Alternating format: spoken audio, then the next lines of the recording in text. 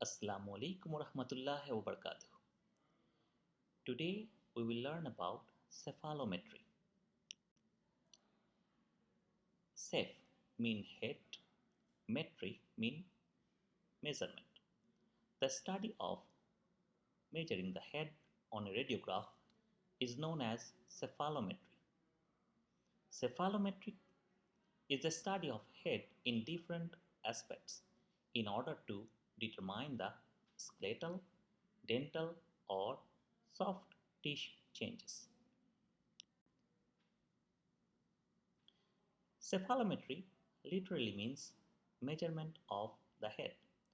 More commonly refers to means of using a standard skull radiograph to assess facial, dental, and skeletal relationship and airway analysis. So cephalogram is the X-ray.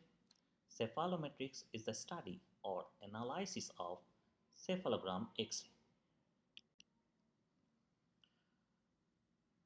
It is a method of assessing the relationship of cranial, facial, and dental structure on radiograph, which are taken in a standardized manner. Little history. The craniometry, which is measurements of the skull, and the cephalometric radiograph, first introduced by Hofrath, Germany, and Broadbent in USA, 1934.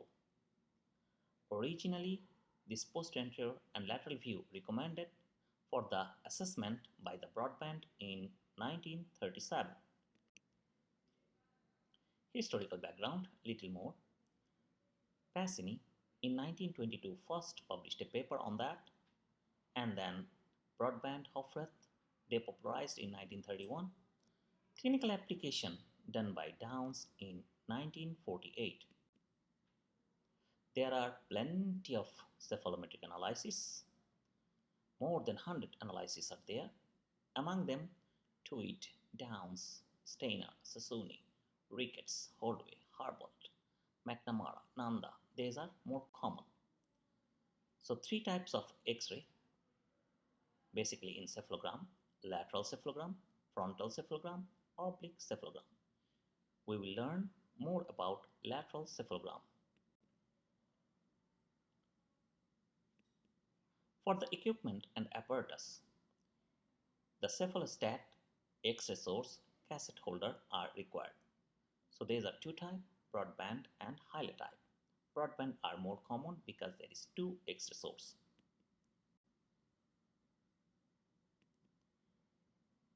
As I mentioned, these X-rays are taken in a standardized manner. So the patient position always Frankfurt horizontal plane is parallel to the floor. Air rods fixed the position of head. Patient asked to close the mouth in centric occlusion. The orbitally fixed by orbital pointer, and the distance are always same in the worldwide. Thus, it is a standard radiograph and can be used in research purpose. So the distance are same. Here in this picture you can see the X-ray source mid-sagittal plane and the mid-sagittal plane to the cassette holder 60 inch 15 centimeter. These are fixed. You can see the air rod also. So standard manner. Why do we need lateral cephalogram?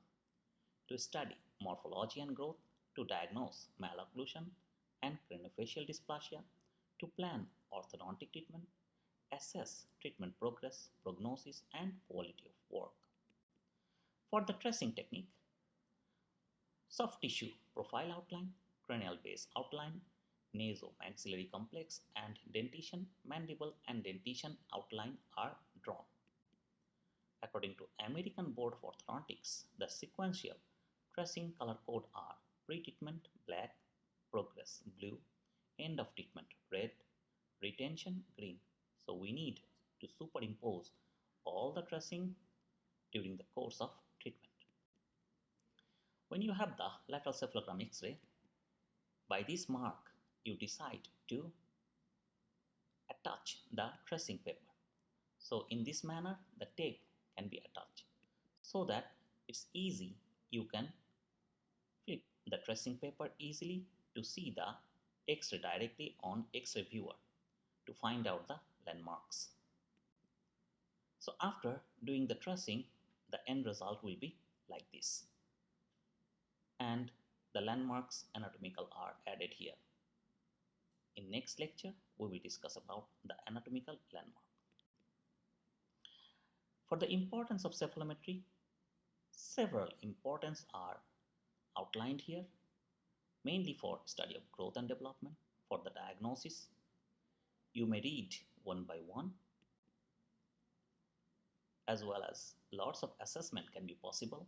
As I mentioned, cranial, facial, dental assessment, airway assessment, everything is possible.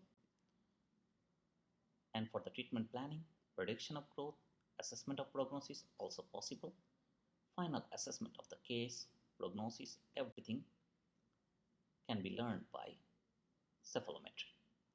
End of treatment, we can check the before after progress also.